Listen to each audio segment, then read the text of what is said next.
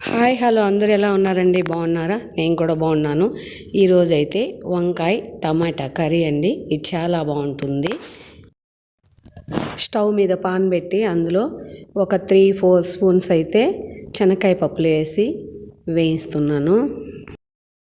శనక్కాయ పప్పులు వేగిన తర్వాత ఇప్పుడు నేను ఇందులో కొద్దిగా ధనియాలు, జీలకర్ర, దాల్చిన చెక్క వేసి వేయిస్తున్నాను. వేగిపోయాయండి. స్టవ్ ఆఫ్ చేసేసి ఇందులో వెల్లుల్లి రెబ్బలు వేసేస్తున్నాను. ఇప్పుడు ఒక పెనం పెట్టి అందులో ఆయిల్, ఆవాలు, ఎండుమిర్చి వేసాను. ఇవి వేగిన తర్వాత ఉల్లిపాయ ముక్కలు, వెల్లుల్లిపాయలు, పచ్చిమిర్చి ముక్కలు, ఉప్పు వేసి కలిపేస్తున్నాను.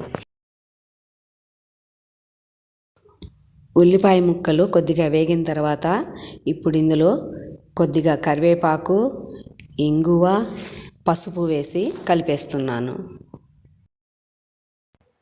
ఉల్లిపాయ ముక్కలు అయితే గోల్డ్ కలర్లోకి వచ్చేసాయండి. ఇప్పుడైతే నేను ఇందులో కొద్దిగా టమాటా ముక్కలు, కొత్తిమీర, కారం వేసి కలిపేస్తున్నాను.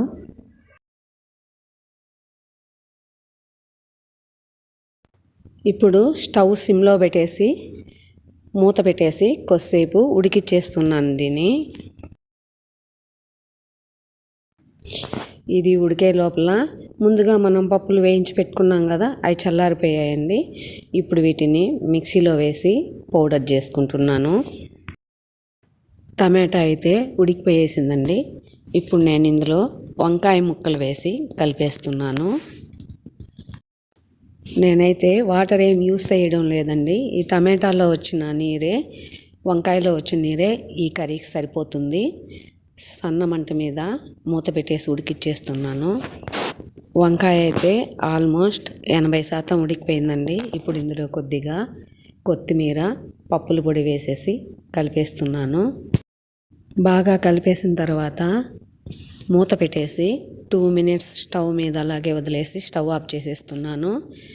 అంతే, రెడీ అయిపోయింది.